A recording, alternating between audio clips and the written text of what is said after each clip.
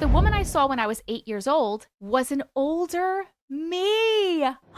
Welcome back to Spooky Storytime, where I'm just gonna pick a place in my inbox, read a story, click next, read a story, click next. We're doing this because I literally have thousands of your weird, unexplainable stories in my inbox, and I wanna share as many of them as I possibly can. I don't know if they're gonna be long, I don't know if they're gonna be short, I don't know if they're gonna be good, I don't know if they're gonna make any sense, but we're just gonna pick a place to start and we're gonna see what we get. What's up, glitches? I'm Auntie Matrix, and I read your weird, unexplainable stories about things like glitches in the Matrix, dreams, aliens, and the paranormal. All of the stories that I read are real people's experiences that they send in to me. Our motto in this community is "We believe you." If you want to join our glitch community on Discord, if you want to join in on the lives, if you want to grab some Auntie Matrix merch, or if you want to grab a copy of my book, A Glitch in the Matrix, all of those links are in the description below. And if you have a story to share, you can send it to auntiematrix@gmail.com. And just a reminder, the Glitch Community Plus members here on YouTube get early access to videos, which means they get to see them a day or two before everybody else. If you'd like to become a member, you can click the join button right next to my profile picture. But right now, let's get started. So sit back, grab a snack, and let's get weird. Hello, Auntie Matrix. Hi. I've attached a video clip, a video on our first story for you to have a look on. I have 7 cameras on the outside of my property. A little backstory.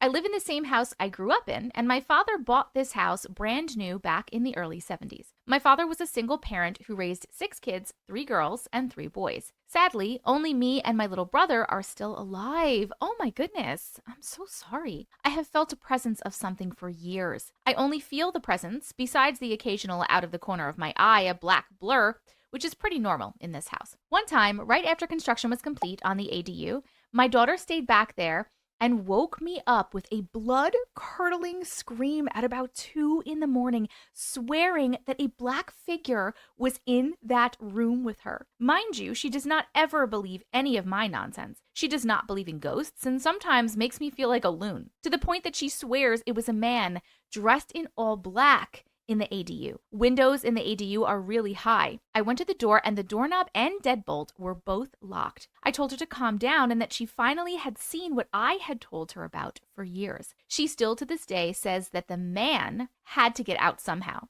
There is no such thing as a ghost. I have witnessed countless times at various times of the day, Mel alerting me to one corner of the ADU. Me even trying to capture something with my phone camera, but never anything. Back to the night that this was captured. A senior lady that now lives in the ADU went on a 5-day cruise.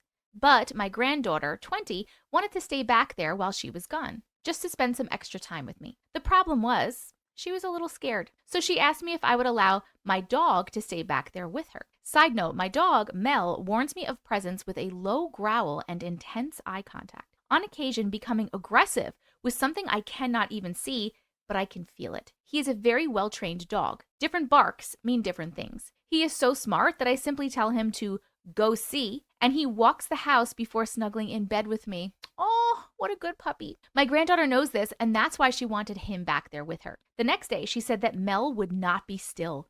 He kept going in and out of the dog door all night long, pacing the floor, growling low, and even barking at times. My thought is that the spirit or ghost was displaced because Mel was back there. I did look at the other cameras at this same time and only found at the top of the side fence something pixelating, and one of the back cameras went off and started recording movement. But there was nothing visual on those clips. In this clip, the figure moves left to right from behind the telephone pole, moves like a shot, but it is in human form. You may ask, the senior lady that lives back there has never experienced anything besides the occasional shadow out of the corner of her eye. I have many more stories. I will send you more soon. Let's watch the video. Did you guys see that? Okay, wait, I'm gonna play it again. If you look towards the left over here, this pole right here, you're gonna see it. It's right here and it goes, hold on, watch. It looked like something running really fast, but then it like disappears. Look, it goes so fast, but then it kind of just is gone and there's nothing there. This is a cool one. So when you say the old lady that lives back there, you're talking about this house back here probably. You're saying that she's never seen anything besides like the occasional shadow out of the corner of her eye. But how cool. What, can I pause it? Like right here, look, I can pause it. Can I zoom? I unfortunately cannot zoom in anymore, but it's right here. I hope you guys can see this and this is coming out on the video because how cool. Let me know what you guys think about this and thank you so much for sharing your story. Hi, Auntie Matrix. Hi. I follow you and love watching and reading all the glitch in the Matrix. I finally have a recent one to share. Backstory, my father's kid and I were together for 18 years and I left 2 years ago. But at the point in this story, It was our supposed to be 20th anniversary if we would have stayed together. I left because sobriety was important to me for us to continue to be together. I planned a trip to Universal Studios with my 2 kids. I wanted it to be during spring break, and our spring breaks lined up and happened to be the same week as my ex's and mine's anniversary. Fast forward to our trip, my kids and I are having a blast. It's our second time there. We can enjoy it more. The kids and I head to Harry Potter World. We were doing the wands, and I caught a glimpse of my ex, and I could feel him there with us, as if we were together. I brushed it off, and later on, we walked over to the bathrooms, and I swear, I heard his voice and saw him walk with our son to the bathroom. It wasn't him, though, and my son was alone. Then, at one point, we were waiting in line for a ride, and I felt him there with us, messing around, as if it were a missing memory or something. I believe this happened on the actual day of our anniversary. It honestly felt so real that I felt like 2 worlds collided. A world where sobriety was in the picture, we stayed together and made the trip as a family, another timeline that was not mine. Anyway, it was heavy, but helped me come to terms that the hope was due to the fact that sobriety really did come in the picture, just not in my current timeline. Life can be tricky. Thanks. That's so cool that it seems like you did get a glimpse into another timeline, like there were like timelines overlapping. When you were going to the bathroom and you felt like you saw your ex with your son walking, was your son at that point walking to the bathroom? Like, were you watching your son walk to the bathroom and then it kind of seemed like it was your ex and your son walking to the bathroom, but it actually wasn't? Or was your son not even walking to the bathroom and then you just thought you saw them? I think that's actually really, really cool, though, that you kind of got a glimpse into another timeline where everything worked out. I do believe there are multiple universes, infinite timelines, and that means that this is definitely a possibility in another timeline. And I love that you got to see that. Not that that helps you here in this timeline, but I guess it's nice to know that somewhere out there, everybody's together and everybody's good and everything's okay. I definitely agree, though. I think you definitely saw into another timeline. You had like a little crossover there. Let me know what you guys think in the comments, and thank you so much for sharing your story. I had a glitch in the Matrix experience on a snow day here in South Carolina. Snow is rare here, and we were out enjoying it before it melted away. After some tubing with our kids, we decided to head to a different area with a much bigger hill. On the way there, we saw a few vehicles that had hit ice on a particularly curvy part of the road and slid into each other. Being in a big truck, my husband thought we could make it around them. We were wrong and ended up stuck like them, gently sliding off the side of the road. As we sat there trying to figure out what to do, a woman in a USPS truck came along. She was wearing a white beanie and sunglasses, and she got stuck too. At that point, we were about 15 minutes away from home on foot, so I decided to walk back and get a shovel to gather dirt for traction. On the way, 2 neighbors on 4-wheelers stopped and asked if I needed a ride. I accepted, and they dropped me off at my house. Once I got home, I grabbed the shovel and headed back out into the snow. I got a text from my husband saying someone was about to pull him out with a chain and he would be on his way soon. I had barely made it out of the driveway when I heard a mail truck coming up the street. I looked and saw the same woman in the USPS truck, white beanie and sunglasses, stop and put mail in our box. She then continued up the road to drop off mail at the neighbors. I didn't think too much of it until suddenly I heard the mail truck again coming from up the street. I turned around and saw the same woman, same beanie and sunglasses, put mail in our box again and continued to the neighbors again. There was no way she backed up, no way she could have circled the block that fast. It was like she reappeared at the top of the street as soon as she disappeared past my neighbor's house. I was so confused. About that time, my husband called me.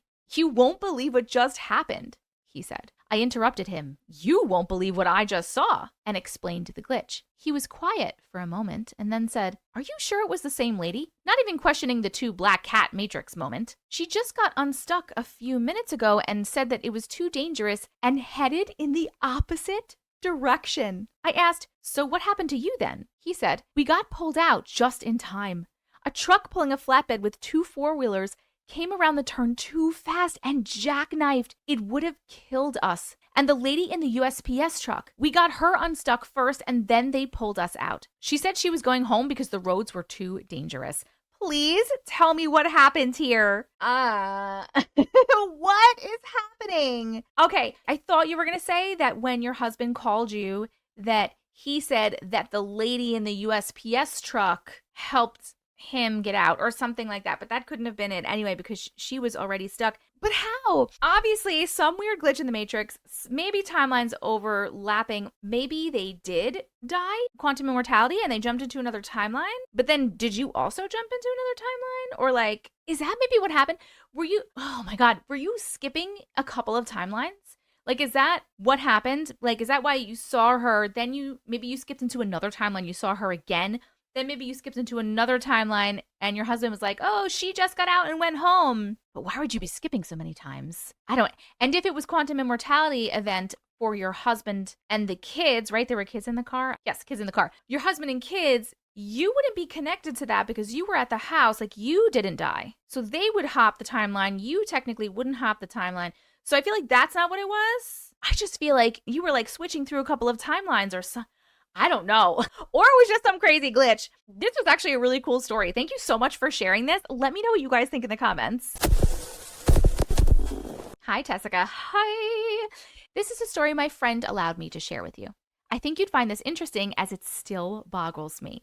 Here it goes. I, 26 female, was born and grew up in a small town in Himachal Pradesh. Don't think I'm saying that right, but that's okay. It's a town that is not well connected with the cities. It lies amongst the valleys of the Himalayas, and the only route of transportation is either by a car or a bus that comes twice a day in the city. I live in another state for work, and I travel every 3 or 4 months to visit my parents who live there. My travel route is as follows. I take the bus from my city and reach a place called Shimla, then take another night bus, and from there it's about 3 hours to my town. There is a famous turning point in the mountains that falls on my way, which is famous for being really dangerous because it's a sharp turn. Almost 90-degree turn to the left, and it's a moment when every passenger gets up and sits straight up because, well, everyone's scared and there have been numerous cases of accidents or the bus overturning. Now, the way people get to know that this turn is coming is because about 20 minutes before, there is a tea stall shop, and about 10 minutes after that, there is a small red painted statue of a historical figure. This is important. One time I was traveling home and reached Shimla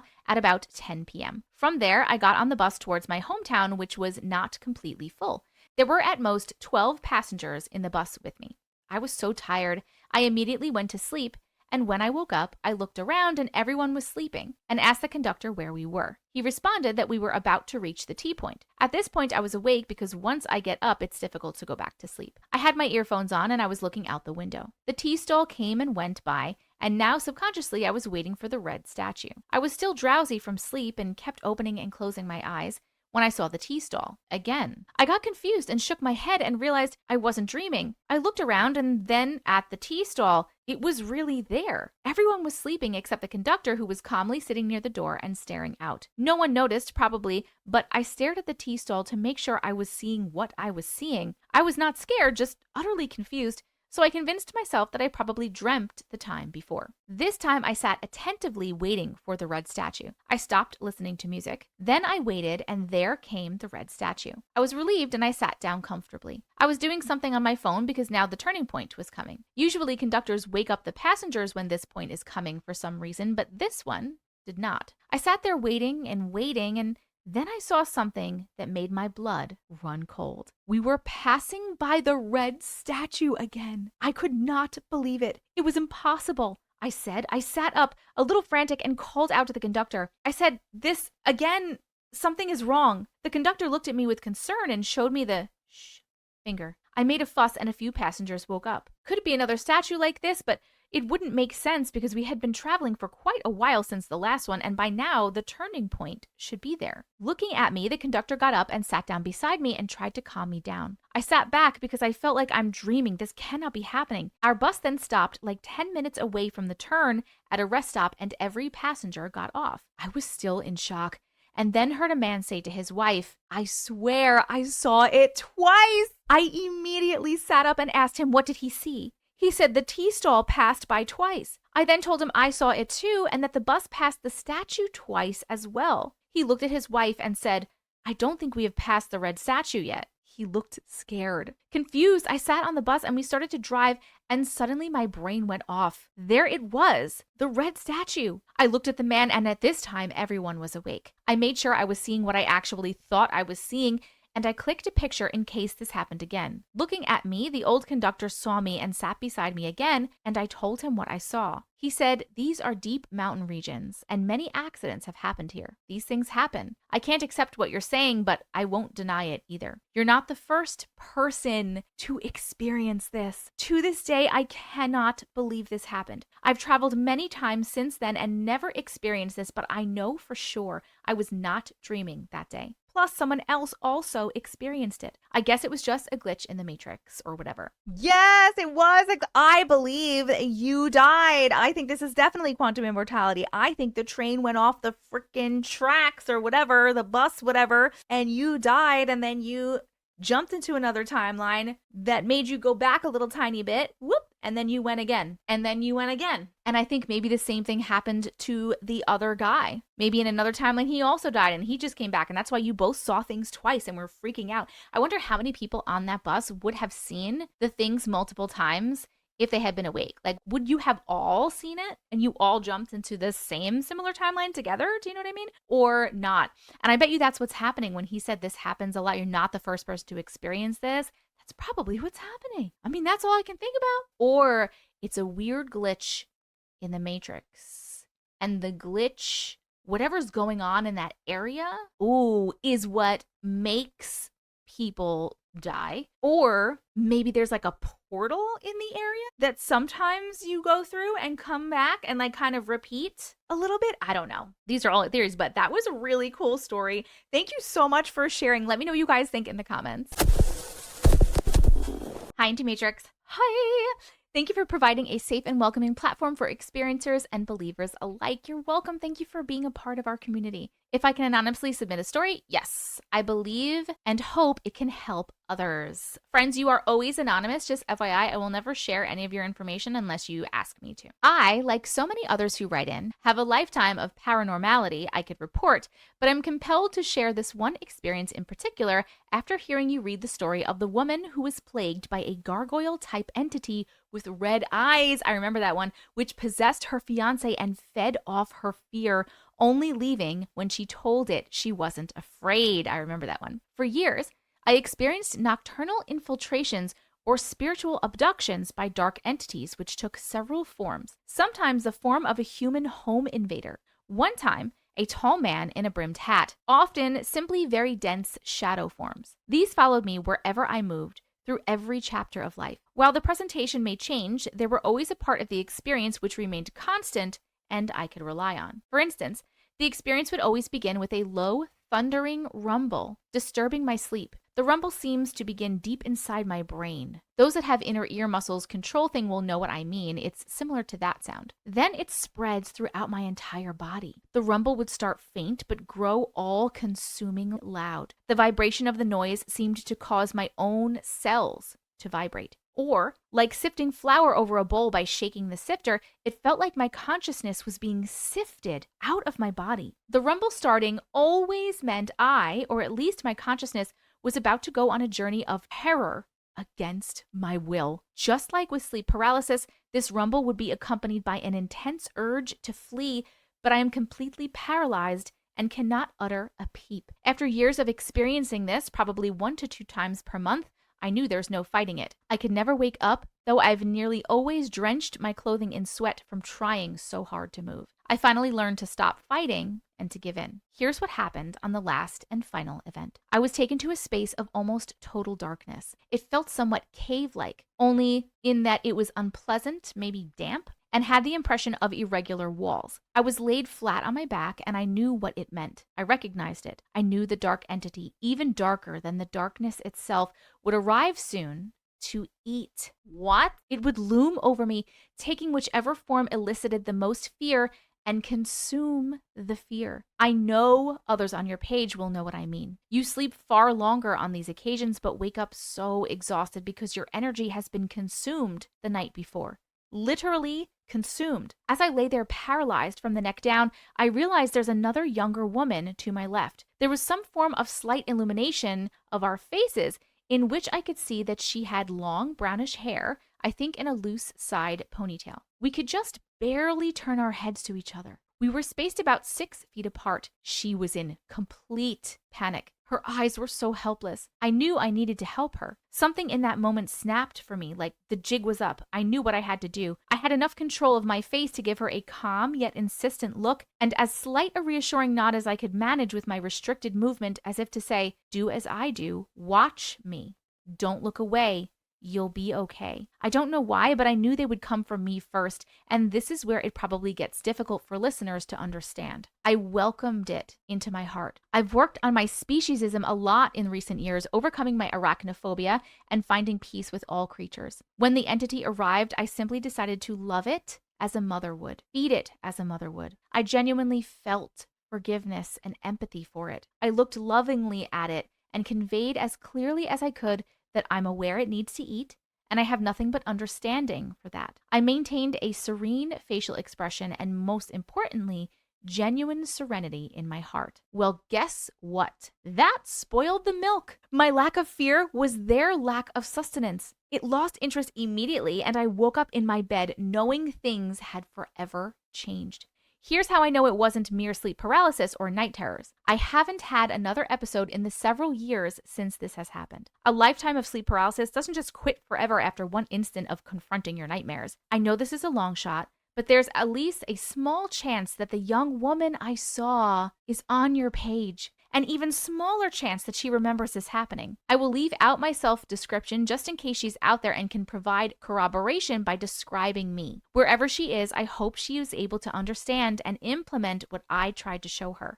And I hope your followers who have these same attacks can try their best to beat the darkness with genuine, all-powerful love. Thank you for reading my story, Auntie Matrix. I hope this helps someone. Wow. Okay, I know that so many entities, so many negative entities, beings, spirits, etc. feed on our fear. It's so interesting that you described it as them actually feeding. And I wonder, I know you can't really describe it, but I wonder what that feels like when it's happening. I wonder if anybody could describe that to me. If you have experienced this, can you please try to describe that to me in the comments? Like, what does that feel like? And I do 100% believe that you can fight that. But if you're not fearful and you don't have any fear, they have nothing to feed on, right? They have nothing to take from you. So that's why it's another reason to stay like cleansed and in a higher vibration. But it's so hard. I mean, I don't know. Knock on wood, I haven't had any of these experiences, but I imagine that it would be super hard not to be fearful, and especially to send something love that has been feeding on you for years, because it's so freaking scary. So I guess you just got to the point where you were able to do that after so many years of it happening, and I'm so happy for you that you were able to do that and you were able to break out of it and you haven't had an experience since. I also love that you really wanted to help the girl that was in the dream with you, and that you sent this to hopefully maybe help them. Even if we can't find, first of all, if you're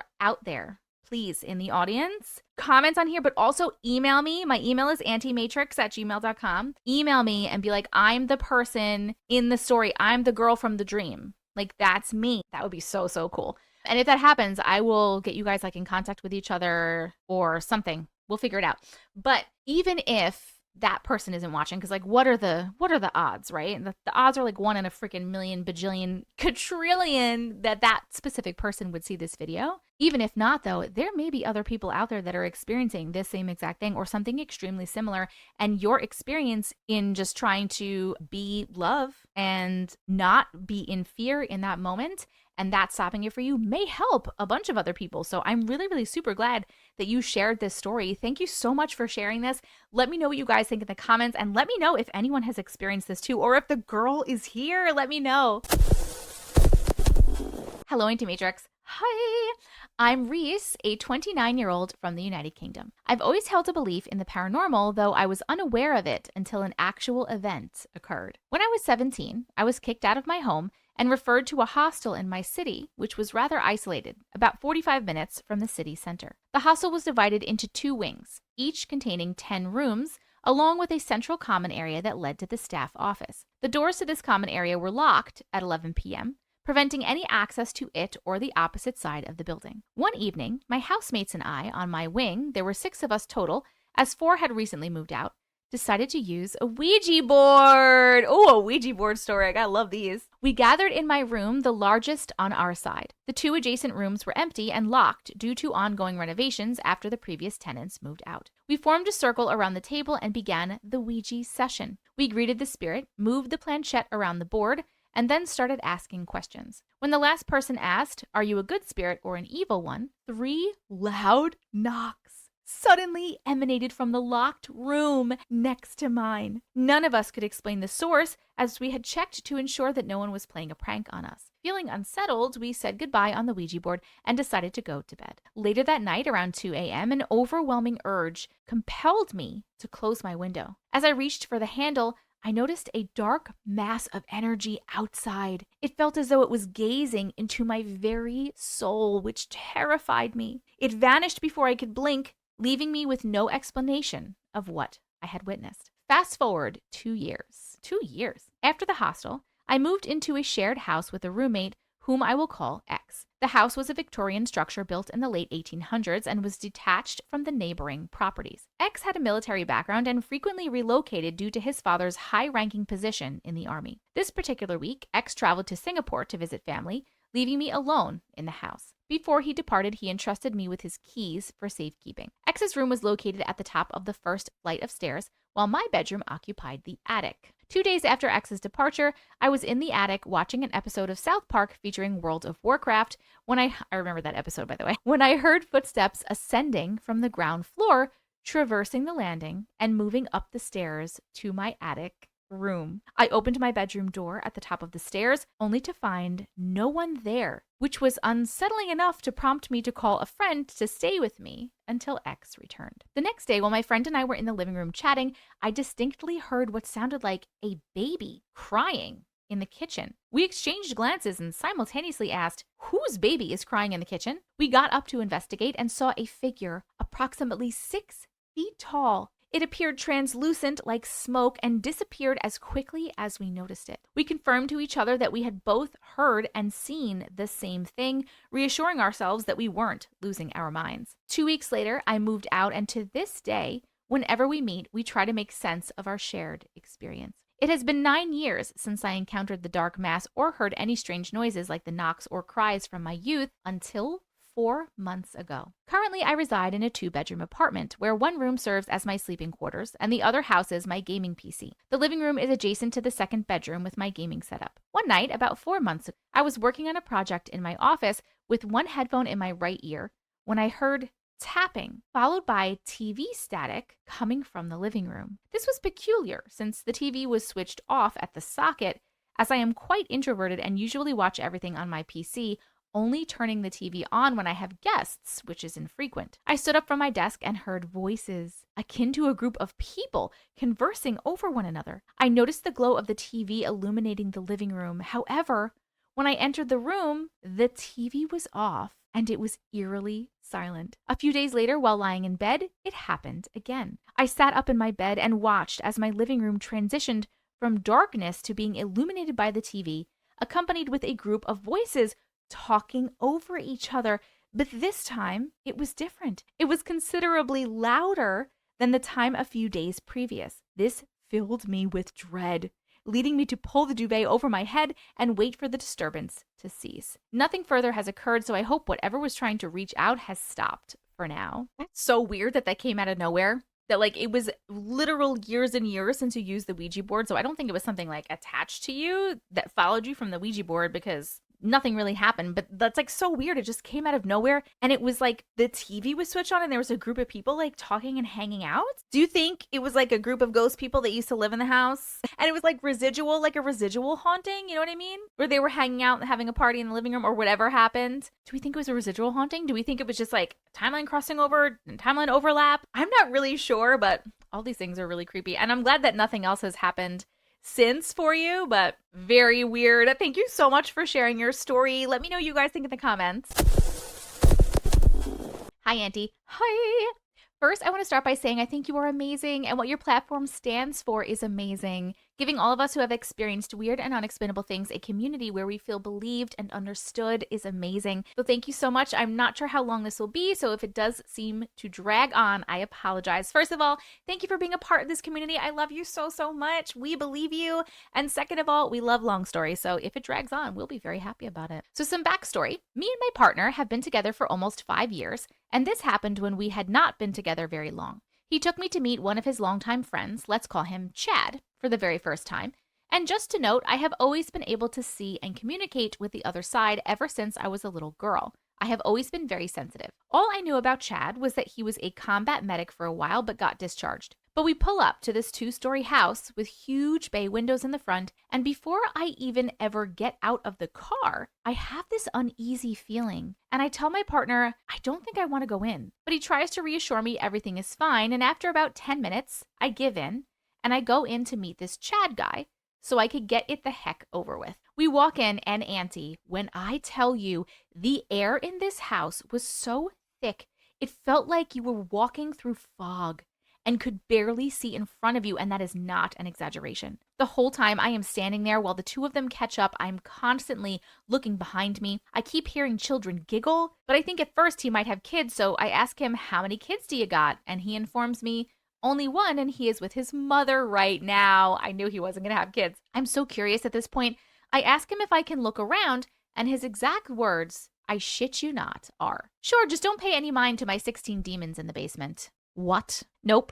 Get out now. Nope. I thought he was kidding, but I would soon realize it was absolutely no joke. I kept getting pulled to the basement, so I walk slowly down the stairs.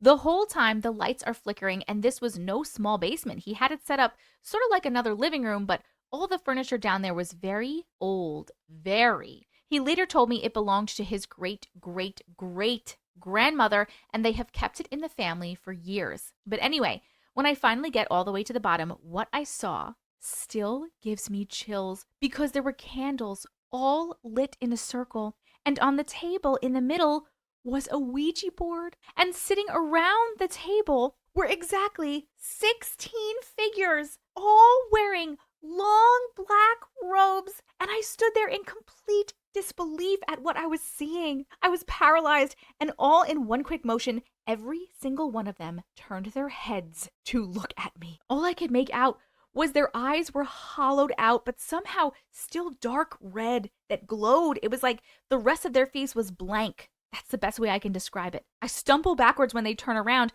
I tried to scream for my partner, but I couldn't get any sound out. They all started floating towards me.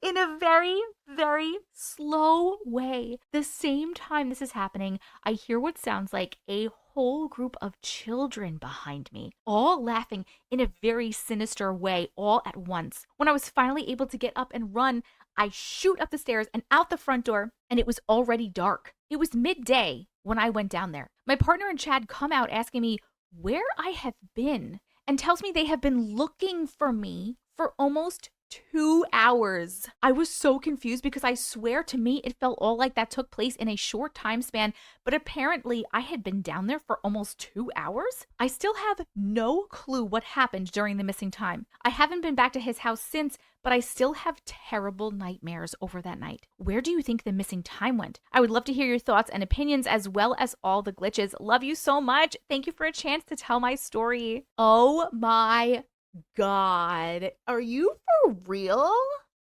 What even happened? What did you say? So you just ran out the front door and you just never came back. You didn't go ask this man what the fuck was that? You legit have demons in your basement? You didn't tell your husband or your fiance, whoever, to go down and go look at the basement. There's demons down there in a circle playing with a Ouija board, and there's children, there's scary children, and they're gonna get you. I understand that you were terrified for your freaking life, but when I was done being terrified, I would have so many questions, and I would need someone to go verify if it was true. I would have so many questions. I have so many questions right now. Why are there demons in the basement? Was there an extra chair that did not have the demon in it? Where maybe this guy, Chad, would go sit and summon them and they would all hang out together? Also, why are we doing that? If you had 2 hours of missing time, if they couldn't find you, did they not look in the basement? Like when they were trying to find you, did they look in the basement? Or did they not even look in the basement? They just looked around the rest of the house and they couldn't find you.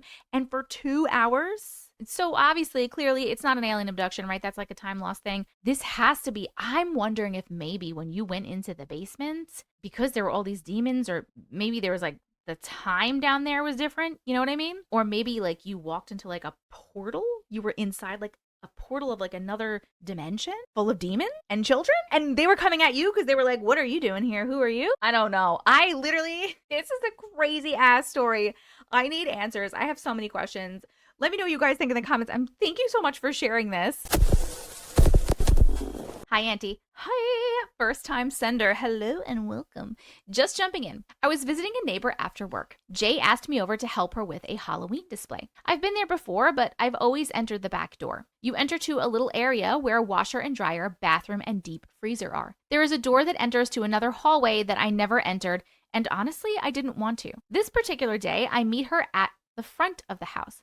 She says, come on in. Now, this front door is at the other end of the hallway I didn't want to go in. Okay, so here's where it gets weird. When Jay says, come on in, I tried walking through the door, but it's like I was hitting rubber. I kept bouncing back. I could not enter. Jay said, come on. I tell her, I can't. She looks confused. I was too. Something caught my eye. In the upper right corner is this thing. It's crouched. It has a hollowed out face with sharp teeth. It kept craning its neck left to right, saliva dripping from its very sharp teeth. It's got a long handle blade in its hand. Just keeps looking at Jay and kind of huffing. It was something I've never seen before. I'm standing there looking at it at the doorway I couldn't enter. I point to show her. She sees nothing, but this thing sees me. We locked eyes. I couldn't turn away. I'm trying my best. I start praying to be released from this thing's gaze. It seemed like hours, but only a few minutes. I broke away. Jay comes out and I tell her what I've seen. Then I'm very nauseous. She thinks I have a tumor. I do not. I was nauseous for a week. I tried not to think about it because it felt like I was giving it power when I gave it any thought. I still don't know what this was, and I never went back over there. I don't have a tumor, but I do feel crazy. Has this ever happened to anyone else? That's the first time for me. I do have another story for another day. This happened over 3 years ago, and it still scares me. Thanks, Auntie, for reading this. Have a good night. You know what's so weird is that I literally just saw a video that somebody tagged me in on TikTok, and it was a woman telling a story of this thing that she saw, and she saw it and she drew it because she couldn't like explain what it was, and it looked like this. What you are describing is what it looked like. It looked like this weird little thing crouched down. That's so weird. So the fact that you weren't able to enter makes it feel like this thing was maybe protective, didn't want you in the house, but because it was like creepy and scary and stuff, maybe it wasn't protective. Maybe it was just like a bad negative entity that was living in that house, and maybe it was like feeding off of this woman or whatever was happening, and maybe you entering would mess with that. But that doesn't make sense because you've been in the house. You just came in the other door. This is really weird. I wonder what it has to do with that doorway and that hallway specifically, where it would not allow you to go in. And you didn't want to go in at all anyway, but then you literally physically couldn't. I don't think I've ever heard, in all the stories I've read, I don't think I've ever heard of like someone trying to physically go through a doorway and not being able to, and like bouncing back kind of. I definitely don't think you have a tumor. The nausea was absolutely from that negative entity. It can make like negative energy and entities and things like that. If they're very powerful and strong, they can definitely make people sick. And if this thing was powerful enough and strong enough to prevent you from going in that doorway into that hallway, it was definitely powerful enough to make you feel sick. So 100%, we believe you and I believe you.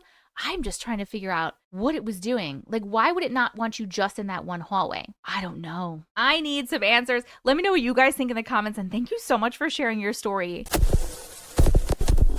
Hi, Auntie. Hi. I love how you wrote the hi in there. Hi. It feels so weird to be writing this. I had a deja vu feeling like I was supposed to find your page. I love that. A couple of weeks ago, I was watching something completely random and unrelated on YouTube, like a celebrity gossip video, haha. And then the algorithm suggested one of your videos. I thought it was weird because it was totally unrelated, haha. But anyway, here are some of my stories, all involving dreams. Welcome, by the way, to the community. I'm so glad that you found us. Ever since I was a little girl, I remember having very weird dreams. I used to have recurring dreams that felt like being in another dimension. It started in an empty room, and then I would find a little ball that looked and felt like Play-Doh. I would start touching it For some time, I even remember the feeling of it on my fingers.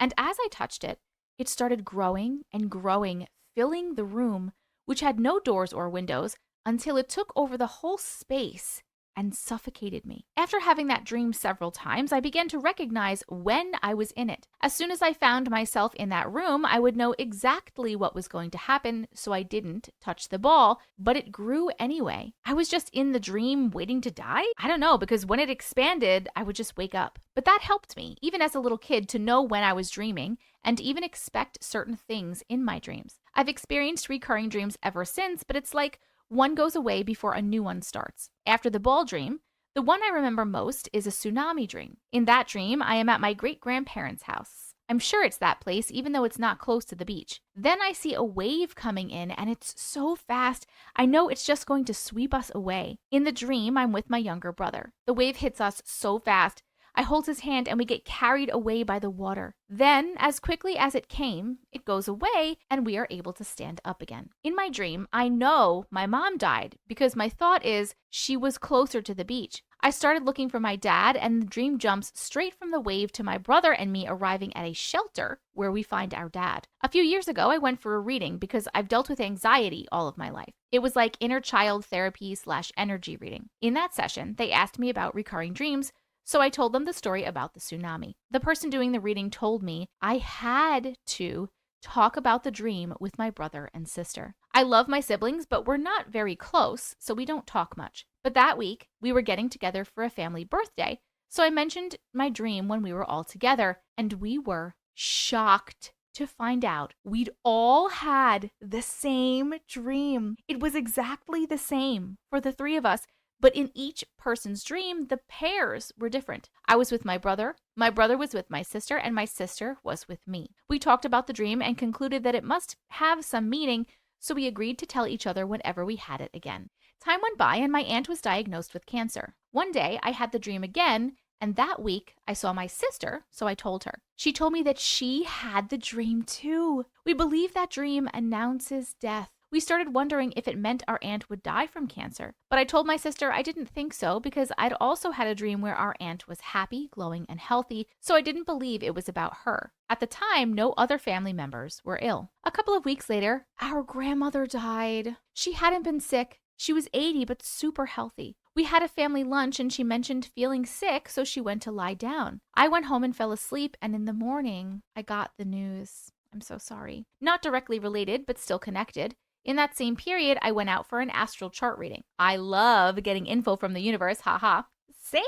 That reading, which is more like facts about your life, was so accurate. The woman even told me specific months and years for important events in my life, stuff no one else could have known. She also told me I'd meet my soulmate, the love written in the stars, when I was 35. I was 34 then. I had already been married and divorced, and I wasn't really dating, but I got excited about the possibility, haha. Most of my 35th year passed, and I was pretty disappointed because I hadn't met anyone worth dating. I was open to it, but at a certain age, you don't want to waste your time just seeing if someone might be your soulmate, haha. I used dating apps and stuff, but honestly, I'd been using them for years after my divorce, and I knew the chances of meeting someone special were not great. An exact month before my 35th birthday, I matched with someone, and it was an instant click. So much so that we planned our first date right away, and I met him 25 days before my birthday. It wasn't like I was desperately hoping that he was the one the lady mentioned, but it felt really special and mutual. The day we met, we ended up having 3 dates in one. We were enjoying each other's company so much that we didn't want to part ways. First, we went for coffee,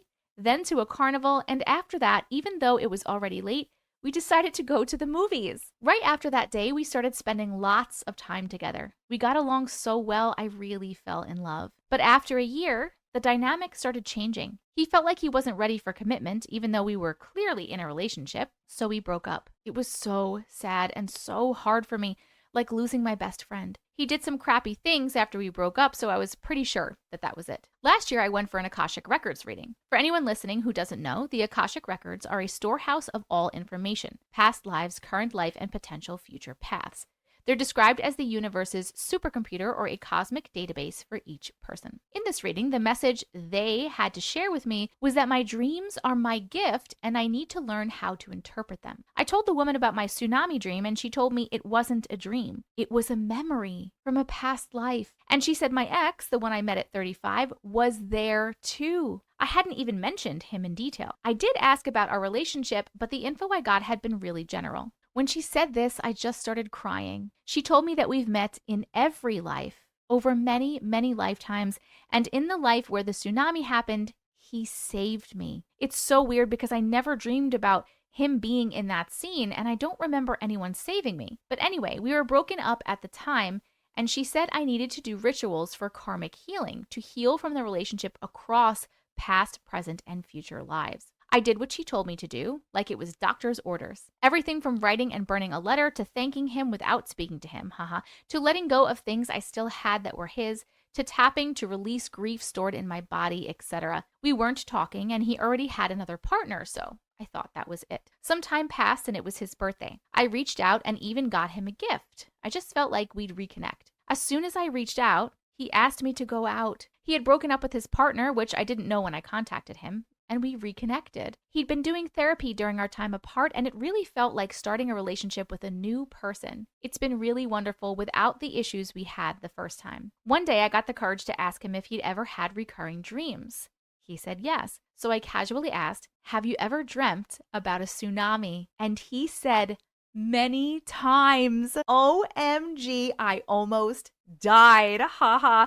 I didn't tell him about my reading, but I asked him to describe the dream, and it was the same as mine. It's hard for me to fully believe in soulmates, and even though we're in a great relationship now, it's been 7 months, I don't want to be influenced by the info I have. Haha.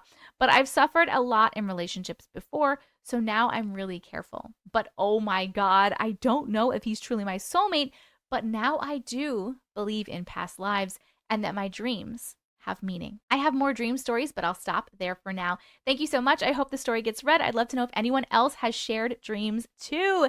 Thank you, universe, for guiding me to you. Love and hugs from Costa Rica. Wow, that was so cool. I love that you were experiencing your past life in your dreams. It's terrible that the one you were experiencing was a tsunami, but apparently he saved you in the tsunami, so it's okay. I wonder if he saved your siblings as well. And it's so crazy that you guys were experiencing them at the same time. Like you and your siblings were experiencing the same dreams at the same time. And when you asked your boyfriend now, I'm going to say boyfriend, when you asked your boyfriend now, when you asked about the tsunami dreams, have you ever like had them at the same time, or have they not happened while you've been together? But how did you not tell him about your reading? Oh my God, I talk too much, I think. I always need to ask all the questions and give all the information. How freaking cool is that? And I hope that means that you did a good job in healing the relationship, like the karmic ties and the karmic part of your relationship from the previous lives. And I'm glad that he went and did some work on himself also. Hopefully this can work out for you. But I just love that everybody was having the same dream. You guys were dreaming of your past lives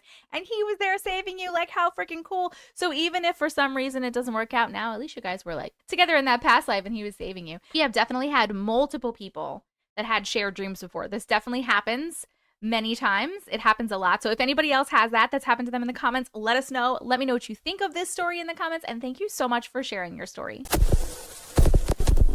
Hi, Auntie Matrix. Hi, I love you. I love you too. Here's a story I've been wanting to share with you. This happened last year. My niece was born on September 30th. Just 2 weeks later in October, we all decided to go to a Halloween carnival at a local church. It was me, my husband, our 2 kids, my sister, and her brand new baby. The night had started out normal. Fun, loud, kids in costumes running around, the usual. My sister had the baby in her arms, cradled with her little belly resting across her forearm, trying to balance a plate of food in her other hand while keeping an eye on my daughter. Typical mom multitasking. As she walked past this woman, someone we didn't know, had never seen before, the woman suddenly blurted out, "Is that baby real?" Really?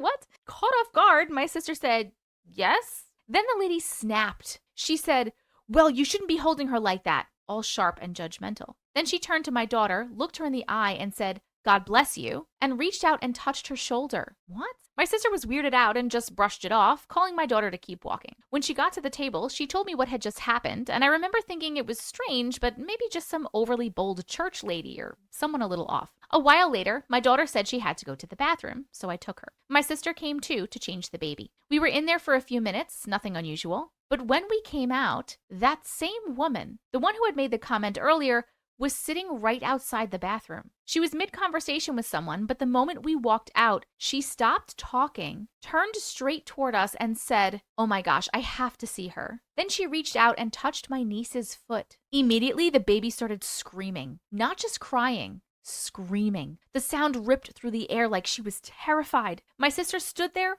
frozen, just staring at the woman, and I looked up at her too. That's when I saw it. Her eyes, they were black. Not just her irises, the entire eye. No whites, no pupils, just two solid, pitch black voids staring back at us. My stomach dropped. I looked at my sister. Her face had gone pale. Later, she told me that when she looked into the woman's eyes, she felt like she couldn't move, like she was being hypnotized or pulled in. We didn't say a word. We just turned and walked away fast as we could. We left the carnival shortly after that, and honestly, we've never gone back to that church again. To this day, we don't know who she was. Nobody else seemed to notice anything strange about her, but I'll never forget that feeling, like something cold had brushed against us, something dark, and I'll never forget those eyes. Have you ever heard of anything like this? What do you think it was? We pass by the church all the time, and I still get the chills. Oh my God, that is so scary. Can you even imagine? In the beginning too, I was like, oh yeah, it's probably just some like crazy church lady being, sometimes even not even church ladies, just in general, some like moms can be so judgy. So I was like, oh, it's just like a person being judgy. But what? With the black eyes? And why do we turn from like, is that baby real? You shouldn't be holding her like that, to like, oh, I need to see her. I need to touch her. Weird. And the black eyes, the weirdest part. I don't know, but like I'm going off of Supernatural where black eyes is a demon. So maybe it was a demon. It was definitely not good. She was definitely not a good, benevolent entity. Absolutely not. She was definitely something bad. I was going to say, I wonder if, like, it wanted to take the baby. But if it wanted to take the baby, like, why would she have been mean in the first place? Maybe she's just fucking causing chaos because she's a fucking demon. That's, oh my God. I cannot even imagine. And the baby knew. As soon as she touched her, the baby knew. The baby was screaming. That's so scary. I'm glad that you both experienced it. Not that I want anyone to experience this, but I'm glad that two of you experienced this at the same time so that you could both see it. And you could know that you're not freaking crazy and you be validated by the other person. It's like so crazy though. I'm going to say it was something demonic. That's what I say. Why it's hanging out around the church? I thought demons or things like that couldn't be in the church. Have you seen her in the church? No, because you didn't mention seeing her again. You just, you pass by the church all the time. I don't know, man. Let me know what you guys think in the comments, but this was really scary. Thank you so much for sharing your story. So my YouTube is 1/8 of awesome, but you guys can call me Holly. These stories are going to take you for a ride, so buckle up. We are ready, Holly. We're ready. My mother has a best friend that she had since childhood. My mother has since passed away. The beginning. Lada's family moved into the farmhouse from her childhood when she was about 3 and onward. In the 1950s, there was a farmer who became a family annihilator, unaliving his 3 children, his wife, and then unaliving himself. Oh my God. Basically, he went mad and did these horrible things. Leda moved into the house in the 1960s, and that's the time my mother met her and became friends. I still talk to Leda today, who still continues to tell me the scary stories about her childhood in that house. The first story. Fast forward to when my mother is 12 years old, and Leda and her went into the wash house. Inside, upstairs, the wash house was a room, and inside the room was a closet. They explored the closet and find stacks and stacks of magazines from the 1940s and 1950s. They started to look through them as they were curious. As soon as they moved the pile of magazines, the closet's door slams shut, locking them in. They tried for 10 minutes trying to get out, but to no avail. Scared out of their minds, they decide to put magazines back where they found them. As soon as they did that, the closet door opened and they ran out crying. They never went into that wash house again. I wouldn't go in there again either. Whatever was in there did not like them moving those magazines around, man. Second story. When my mother was 15, Leda and her 2 brothers, as well as my mother, were upstairs in the house, laying on the floor, sneaking to watch the television without the parents knowing. While watching TV, the kids all started to hear some weird noises coming from the bedroom down the hall. Out of nowhere, something started to drag Leda's younger brother down the hall into the bedroom and closed the door. A minute later, her brother hastily got out of the room. They were all scared to death. Knowing that this entity has the power to physically do stuff to them, they were quite cautious from then on. Oh my God. Yes. Oh my God. That is like one of my literal biggest fears is being dragged by my foot out of the bed. Just being dragged by something invisible. Like, oh my God.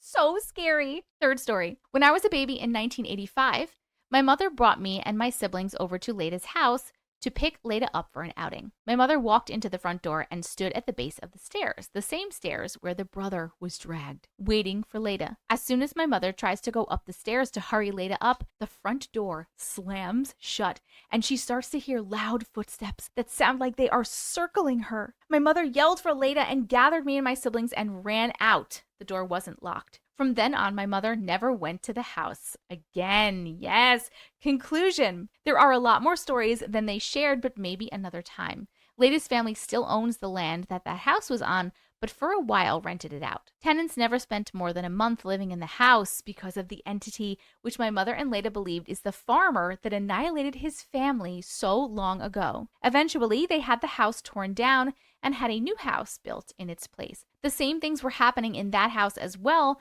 and tenants again wouldn't stay very long, leaving them no choice but to tear it down in the 2000s. Leda still talks about all the frightening things that happened there, and I will forever be scared that entities have the power to do physical harm, especially if they are evil. My mother passed away 2 years ago, and these stories will forever stick with me, and I am glad I have the chance to share them with all of you. In a way, it helps my mother live on, and the stories I told about her and Leda are their experiences with that house. Thank you for your time, and thank you for all for believing in the unbelievable, because it's a strange world out there. It totally is. Okay, so I think too that this is the farmer that annihilated the family. Definitely sounds like it could be what it is. And if it's not him exactly, definitely him doing that, I feel like stirred up or attracted some really bad negative shit to the house. But clearly, it's the land that's haunted. It's not the actual house. Because if you tore the house down and you put another house up and that shit is still haunted, it's not the house, it's the land. So you need to somehow get this land cleansed. They need to just cleanse the land. I don't know how. Maybe bring in a priest. Who knows? But it's definitely attached to the land. And I can't even imagine. Of course people move out so fast because it's scary in there, man. Especially when something is doing physical harm. I was talking to my daughter about this the other day because we've had some activity in our house. And so I cleansed the house. And she was like, why did you cleanse the house? It was cool that stuff was happening. And I was like, because I said, listen, she's like, I want it to stay. And I was like, listen, I always say that higher dimensional beings of love and light are allowed in the house, but anything else needs to leave. And you want to make sure you get all the negative things out. And she's like, why? They can't do anything. I said, do you know all the stories that I read? If they get up enough energy, they can physically harm you. Scratches, pushing, like bad stuff. But yeah, so it's very scary to think of something that you can't see being so physical with you. It's very, very scary. But thank you so much for sharing stories with us. We love them so much. Well, I mean, I know I love them so much. I read them. Let me know if you guys love them so much and what you think in the comments. Hello. Hi.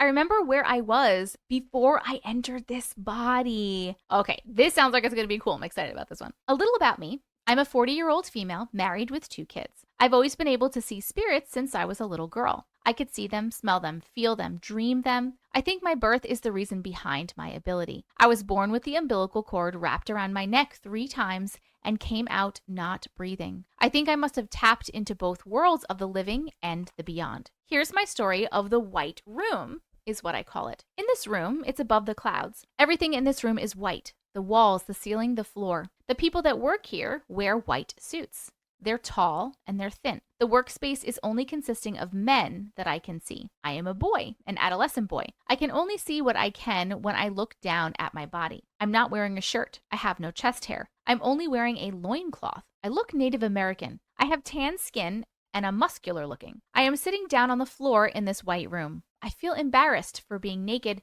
so I curl my legs up to my chest and hug my legs to kind of shield myself from being so exposed. This room, if I had to describe it, is like a transfer station, a spot that you go to before you go somewhere else.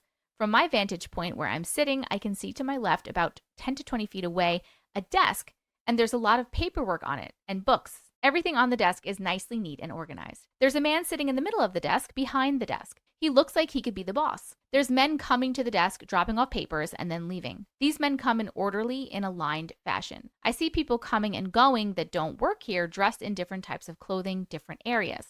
The one that stands out the most is the lady with the red hair. She looked about 16 years old, wearing a yellow Victorian dress lined with white lace. Her hair is red and it's curly, and it's in a bun in the back of her head because she's wearing a yellow hat with the white lace as well. She's walking arm in arm with a tall, slender man who I don't recognize, but the woman I do recognize, she gives me the feeling of a nurturing one, / the feeling like she was a mother towards me. I urged her telepathically to acknowledge me or even look over at me because I'm excited to see her. She doesn't even look in my direction. She just keeps looking up at the man she's walking arm in arm with. The man is wearing a top hat and a black dovetail suit. He has one of those mustaches that curl at the end, a gentleman's mustache, and he looks a little bit older than the girl. If I'm not watching the couple walking by, I'm watching the quill pen that the boss at the desk is using to write with. It's the most biggest, tallest, whitest feather I've ever seen. I've never seen anything like that in my current 40 years of life. I'm so mesmerized by this quill pen because when he writes in his book, the fibers on the feather that are at the top part of the feather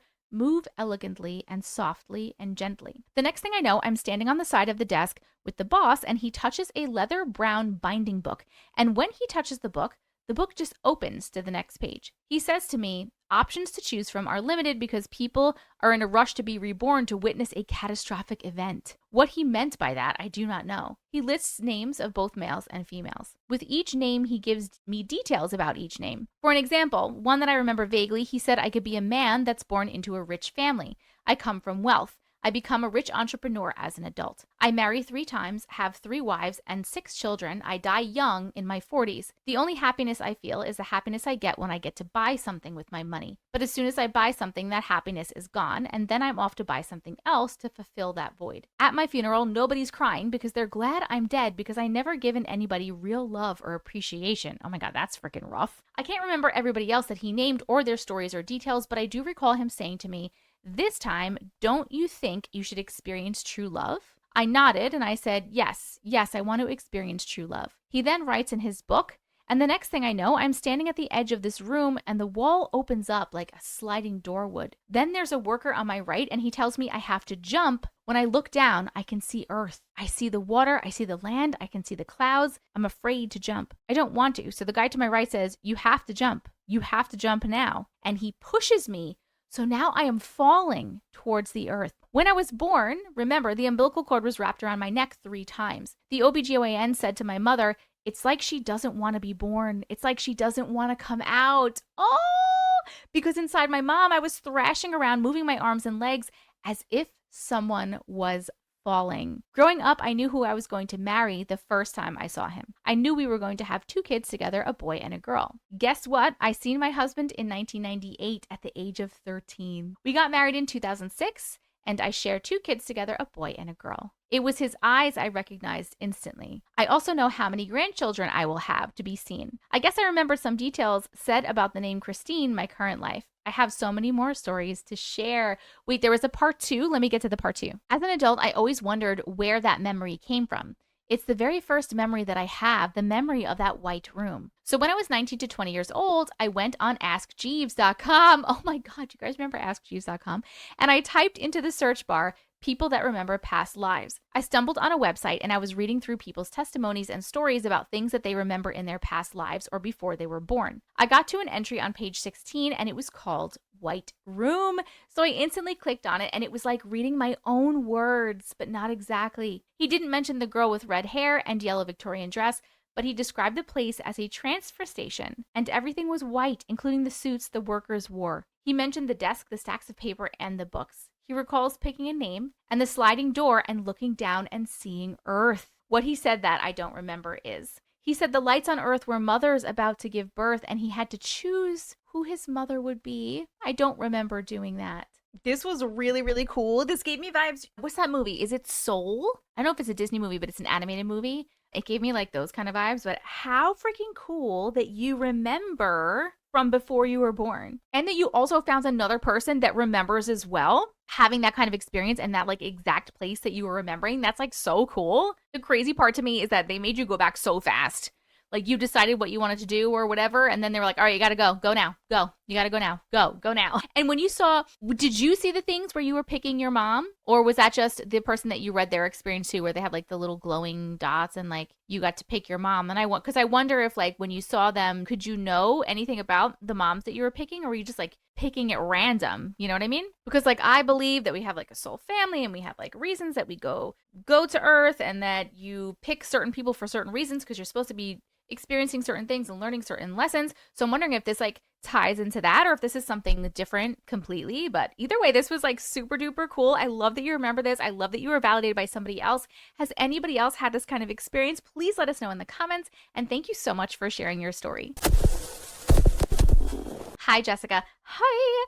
So I've been following you for a bit, and I love your stories and enthusiasm, by the way. Thank you.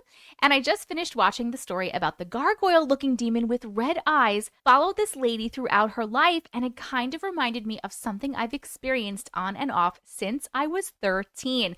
Okay, hold on, because this is really super crazy. We just read a story a few stories ago where someone else was inspired to send their story because of the gargoyle story. This is nuts. Okay. I lived in Florida between the ages of 11 to 13 with my mom, stepdad, and older brother. Our last year in Florida, we moved to a fairly new gated condominium community in Tampa, and we loved it. My room in particular had a decent-sized walk-in closet, and I used to hang out in it.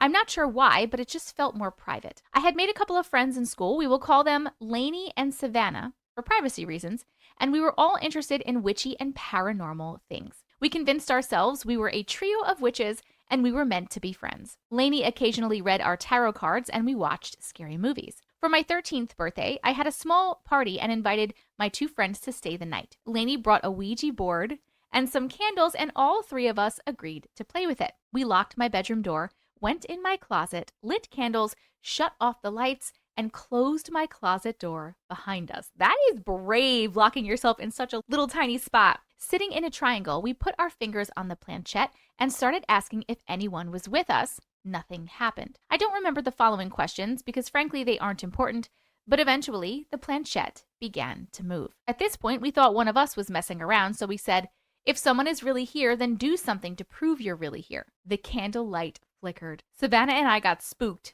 but we continued. Lainey was very focused and she was kind of our group leader, so we wanted to fit in with her. All of a sudden, we could hear a dragging noise across my carpet outside of the closet. We all look at each other, terrified. Savannah is crying and saying she doesn't want to play anymore. I have chills, but I need to see what is making that noise. So I open the closet door and I see my backpack, which was originally sitting at the end of my bed on the floor, had been moved in front of the closet door. Savannah freaks out, says she's done. The candle lights flickered again, almost going out. Savannah darts out of the closet and turns on the lights in my room. Lainey says, wait, we didn't say goodbye. We always have to say goodbye or the spirits will stay. But Savannah was not having it. We stopped playing and came out of the closet. Savannah ended up going home that night. A couple of hours go by after Savannah left, and Lainey and I are sitting on my bed talking, but something seems off about Lainey. She's staring at the walls and seems withdrawn.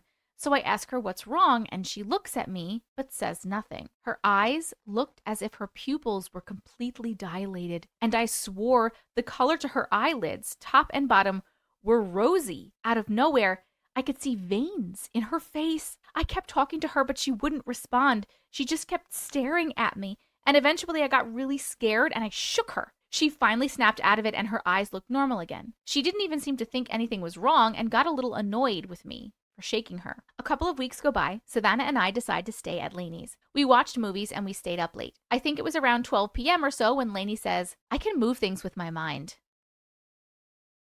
Girl, what? And Savannah and I are like, yeah, right, Lainey. And then out of nowhere, the stereo system blasts music and scares the crap out of us. Lainey says, see, I told you. Look, I'll turn it off. And then it shuts off. Lainey then asked if we ever held a seance and if we wanted to try, so we did. We lit candles and sat at her kitchen table, placing a handful of rose petals on a small plate in the middle of the table, and held each other's hands, chanting something Lainey told us to say. Suddenly, we felt wind. None of the windows were close enough to the table to cause it, and then the candles went out. Savannah screamed, I freaked out, and it was cold in the room. We stopped the seance and burned the rose petals we had placed in the middle of the table. Another couple of weeks go by, and Savannah and I notice a change in Lainey. She's much more dark and into creepier things. Savannah begins to distance herself. Lainey is my best friend, so I still hung out with her as much as I could. One night, I'm sleeping in my bed around 3 a.m., and I'm woken up by the sound of music. It was my jewelry box. It had a wind-up knob in the back that when you spun it, it would unravel and play a lullaby. I hadn't wound it up in years. I laid there for a good 30 minutes in the dark until I couldn't take it anymore, and I ran to my bedroom light switch and turned on the lights, and the music stopped playing. I barely slept that whole night and laid there with my lights on. More odd things started happening around the apartment after that, and I always felt like I was being watched. I would be in the shower and hear the bathroom vanity drawers open. I would peek out and see them open and then close the curtain of the shower and hear them close again. Another time, my family and I were sitting at the kitchen table, and the platter that was holding the pancakes started gliding across the table. My older brother ran away while my mom looked at each other, shocked. I tried not to let it get to me, and I found ways to explain everything away. Lainey and I had pretty much become inseparable besties. Lainey was harsh on Savannah for abandoning our triangle, and she kind of hated her for it, which made it even harder for her when my family and I had to move away. Lainey and I kept in touch over the phone for a while, but lost contact over time. Fast forward years into the future, and Lainey gets in contact with me again through Facebook. We're in our early 20s by this time, and I'm happy to hear from her. We catch up, and she tells me Savannah and her never got along again after I left. I could tell it stung Lainey, and she told me Savannah made up stories about her, and she decided to punish Savannah for it all through high school. That's not nice, Lainey. She also tells me she did some pretty heinous things to a coworker that she didn't like because she was a snitch. Among other things that I won't mention in case she hears this story and figures out it's me telling it. I was reminded of how dark Lainey became before I moved away. It kind of creeped me out more than it did when I was younger. We talked on and off for a bit, but suddenly she disappeared from Facebook. I couldn't find her anywhere. Oddly enough, not too long after I caught up with Lainey, I started to feel like I was being watched again. And my older brother's girlfriend at the time, Jess, who was very spiritual, told me that I had a beautiful, bright aura, but I always had this dark cloud following me. That freaked me right out, and I started thinking about all the weird stuff that had happened to me back in Florida. I was sharing a townhouse with my mom and baby brother, who was 6 at the time. And one night, I heard my little brother singing in his room in the middle of the night when he should have been sleeping. It scared me, but I brushed it off, thinking he's just trying to make himself go to sleep. A few days passed, and I decided to take a nap around 5 p.m. I was knocked out for hours, but distinctly remember what I'm not sure was a dream or not, but I woke up feeling extremely groggy, and my bedroom door was cracked open. I could see the light from my mom's room down the hall on, and I could tell it was later in the night now because it was pretty dark in my room. So I called out for her, but I received no response. It was silent, and I could barely move. I struggled to sit up. I called out for her again, but still no response. Then I see a shadow appear in the light, but no one says anything. I get scared and I push myself as hard as I could to get out of bed and slam my door shut, locking it and stumbling back to my bed. I remember waking up later but not knowing if what I saw was real or not. Weeks go by and my mom ends up telling me she's been having night terrors, and in her dream she wakes up to a feeling of being watched, and then some dark, faceless shadow appears at the end of her bed and climbs on top. She shuts her eyes but can't move otherwise, and then feels pressure on her chest and hands clasping around her neck, trying to choke her. She wakes up in a sweat and feeling like she can't breathe every time. I then told her about my weird experience that I wasn't sure was real or a dream, and she seems to freaked out. We look into dreams and meanings and decided that her night terrors are related to her feeling out of control due to her separation from my dad and the fear of being alone suffocating her. She stopped having night terrors. I convinced myself that what I had seen or dreamt was something similar to my mom, my subconscious seeing her struggling with the separation and dreaming up something associated with my feelings about it. Eventually, I end up moving into a small basement apartment alone. I'm still feeling like I'm being watched, but I've told myself to ignore it, and I try not to think about it. But one night, I go to sleep and turn off my lights like every other night. I don't know if it was the light that woke me up or what, but I open my eyes and my bedroom light is on. I rush out of my bed to go find my cat, Toby, and carry him with me to check every bit of space in my apartment. I don't see anything. But from that night on, I took Toby to bed with me and barricaded myself in my room. Honestly, since I couldn't explain how it happened,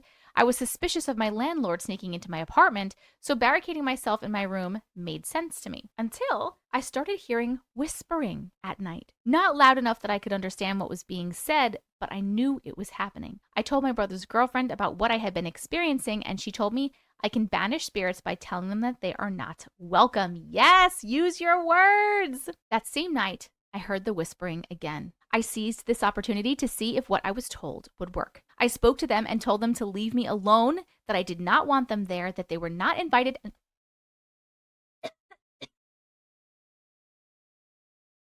That was interesting. I just literally started choking for no reason when I was reading about you using your words. Let's keep it going. Hold on. That same night, I heard the whispering again. I seized this opportunity to see if what I was told would work. I spoke to them and told them to leave me alone, that I did not want them there. They were not invited and not welcome. The whispering stopped. No more strange occurrences. I haven't spoken to Lainey in years now. I hope she's doing well. Sometimes I miss her friendship, but I also almost feel like her presence in my life, even just over Facebook chat or calls, carried this entity back into my life, and I do not wish it to come back by any means. I hope my story steers people away from using Ouija boards, or at the very least, kids that don't know what they're doing. Best regards. Yes, please. I know we say do not ever use a Ouija board, but if you're going to use a Ouija board, just make sure you're doing it safely. Always Ouija safely, and always say goodbye. And I wonder if they had said goodbye, if you guys had said goodbye and Savannah had been too scared and ran away, if any of this would have even happened. Also, do you think that thing is attached to Lainey or was possessing her for a minute? Because her staring at that wall and being really freaking weird was very scary. And it kind of felt like she was possessed a little bit. And I think it's weird that if she was possessed or it was attached to her in that way, you talk to her and just you talking to her years later, it somehow came to you. I'm so glad though that you use your words. Use your words. Your words are powerful, my friends. You can tell shit to get out of your house. That was super scary. I'm so glad that you're okay. Let me know what you guys think in the comments, and thank you so much for sharing your story. Hi, Auntie Matrix. Hi. I love watching your videos, and I'm so happy to see a place where people can share their stories and not be judged. Yes! I would like to remain anonymous. Of course. Always, always. I don't have a very long story, but I wanted to share it with you. Up until recently, I told my boyfriend I haven't told anybody about this.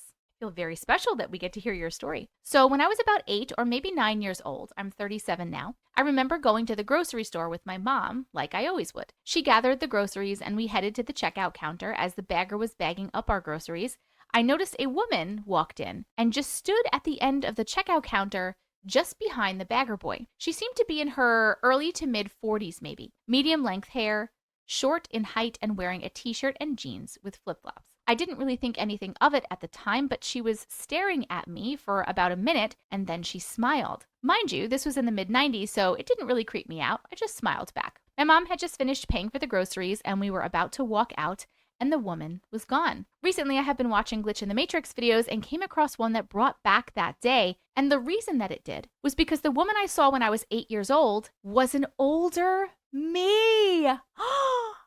It's very strange that I only just remembered that the woman I saw all those years ago was an older me. Did I just not remember it because I was so young, or maybe I wasn't supposed to remember it? I don't know, but anyway, it creeps me out. Thank you so much for reading my story. I've had multiple stories of people seeing their future selves, and I love that your future self smiled at you. So what I'm wondering is, were you just glimpsing into the future and it was like a glitch in the Matrix? Or was it a timeline overlap and you were seeing yourself in the future? And I wonder if your future self was having the same situation and smiling, seeing you as a kid. And I wonder if they were just smiling because you were just a little kid, a cute little kid, so they were smiling back. Or if it's because it's you in the future, you remembered that moment and you were like, oh, and you were smiling at yourself in the past. How old do you think you were? Do you think you're up to that age yet? I'm wondering if you're going to have this experience.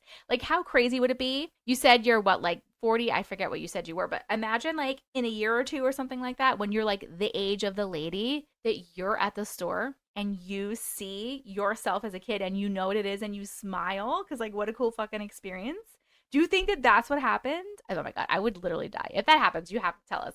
But do you think that's what was happening? Or do we just think that there was like a timeline overlap, or you were just like glitching and seeing into the future, and that older version of you just like smiled at you to say hi because you were like a cute little kid? I don't know. That was a really cool story though. Let me know what you guys think in the comments, and thank you so much for sharing your story. Hi, Auntie. Hi. First story, glitch in the matrix or timelines. Today, Lena, my mom, called me to tell me a story about something weird that happened to her today. Lena said as she was going to work in the morning, she got in her car and realized the car was connected to a phone call with Lila. Now at this time, she knows I am asleep as I work nights and she works mornings. Lena said she saw the call number going up, connected as your seconds/minutes go up while on the phone. Okay, I know what you mean. Lena freaked out because she knew she didn't butt dial me as her phone was turned off. She double checked to make sure. Lena then called JJ to see if I was calling him, and the car just connected through the Bluetooth, to which he also said he did not get a call from me. Lena FaceTimes me to tell me the story later in the day and how crazy technology is and how weird this was. I, of course, jokingly told her maybe it was me calling from another timeline. LOL. I tried to figure out some ways to debunk it, but I had no missed calls and her phone was off, which was the part that blows my mind. So I wanted to see what you guys thought, if it was maybe a timeline crossing or a glitch or something more explainable. I'm not sure which one I think that is. I feel like it could be, I just think it's like a weird glitch that happened. I'm not really sure. What do you guys think? Let me know. Let's read the second story. Second story, paranormal demon dream. This one is going to be a bit longer since I will have to give you some backstory. Now, as a child, I grew up very religious, Christian, and have had multiple sleep paralysis incidences and experiences with the paranormal. Ever since I was little, I could sense different things, hear, and see things.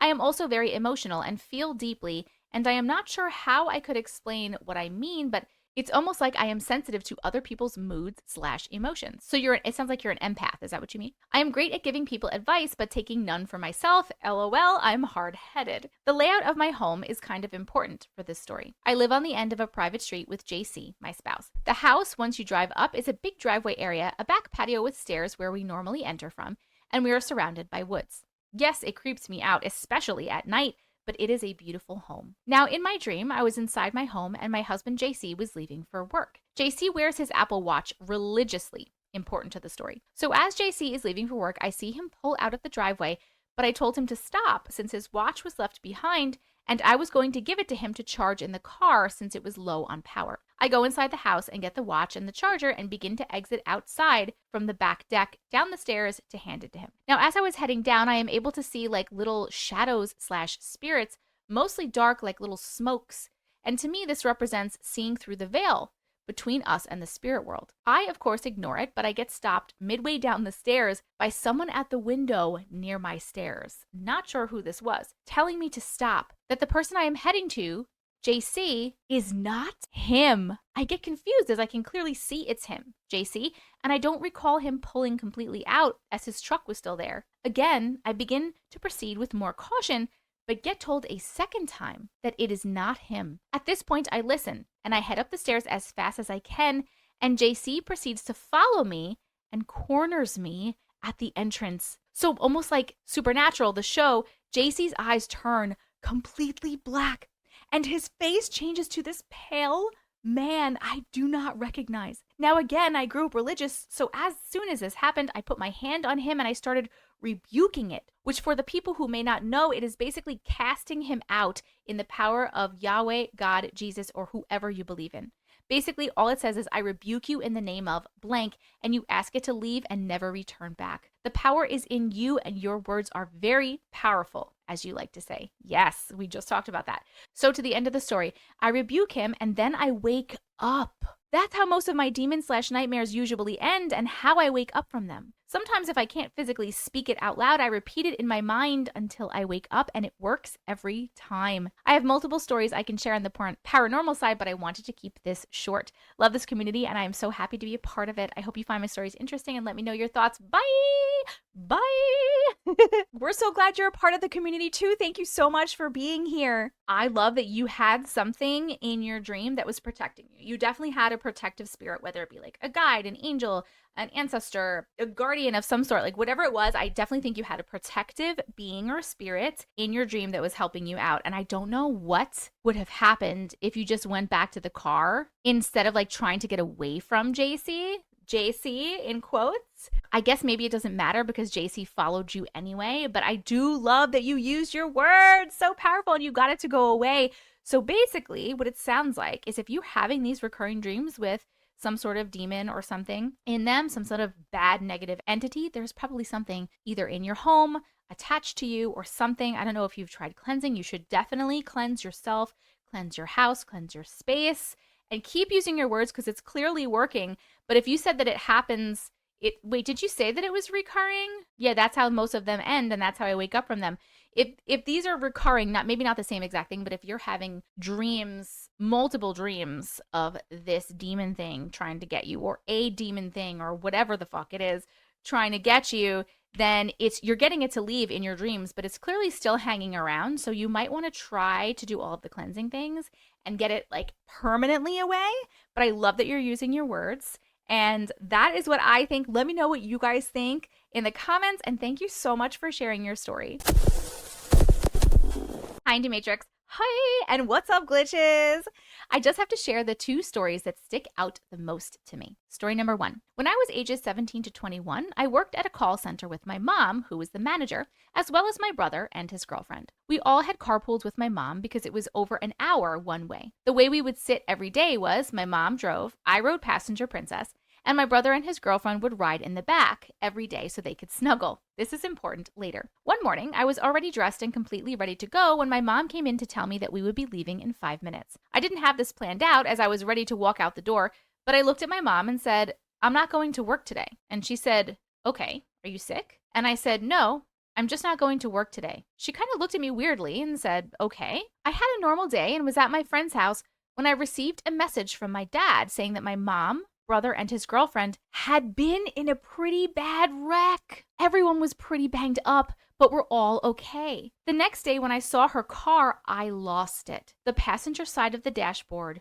was in the passenger seat where I would have been sitting. I don't know what told me to skip work that day, but I am sure glad it did. I don't think I would have lived, and if I had lived, I sure wouldn't be walking today. Oh my God, that one was so crazy. I love you had something too, something in you. Did you hear something? Or was it just like, did you hear something or know something like that told you to say that? Or did you just say it? Like it literally just came out and you were like, okay, I guess I'm not going to. And did you question it? You know what I mean? When you said, "I'm not going to work today," in your brain, were you like, why am I not going to work today? Like what? I want to know what's going on in your brain. That's like so cool. You definitely had something protective helping you out and making sure that you were okay and you're still here. And I'm so happy for you. Okay, story number 2. When I was 8, my parents took us out for a night at the movies. We were seeing a Christian movie called The Apostle. My dad had just completed a side job for cash and had been paid in a bank envelope, $800. In that envelope in my mom's purse, and she always kept one of those tiny New Testament Bibles in her purse too.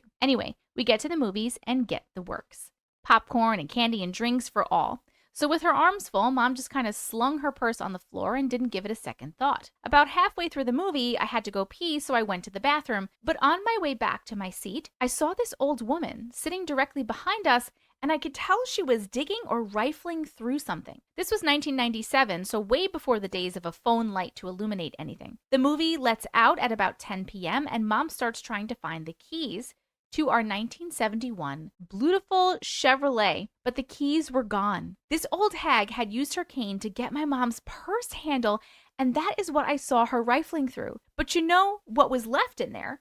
The envelope with the cash. She took the Bible, ironically enough, but had taken the credit cards, which she used to purchase large amounts of meat at the grocery store. She didn't take the car, probably because she would be immediately caught in that classic car, LOL. Anyway, we called the locksmith, the police, the whole 9 yards, and then it's just forgotten about in the house and not spoken of. Until 6 months later, when I ran into my mom to tell her my dream. I dreamed that the police had caught Pamela, the thief. She had been arrested in my dream. My mom just brushed me off and said, yeah, that'll never happen. Less than an hour later, the house phone rings and it's the local sheriff department saying they had her in custody. My mom turned white. I knew then that my dreams could be powerful and meaningful. I've had some other premonition type dreams. If you would like to hear them, I'd be glad to share. I hope this gets read. I know you have so many stories. Yes, please share more stories with us. That's wild that they actually found her, because literally like 6 months later, they never, no reason your mom was like, yeah, okay, because they never find stuff like that. Like old ladies who are stealing stuff. I feel like those crimes are so small to them. They're just like, meh. But how freaking cool though that you had a dream of it, like a premonition dream. Have you ever had any other premonition dreams? I'd be very interested to know. Let me know what you guys think in the comments, and thank you so much for sharing your story. That concludes our creepy compilation for today. If you like videos like this, make sure you hit that subscribe button and turn on notifications. But if you want to keep it going right now, you can check out this video or this playlist.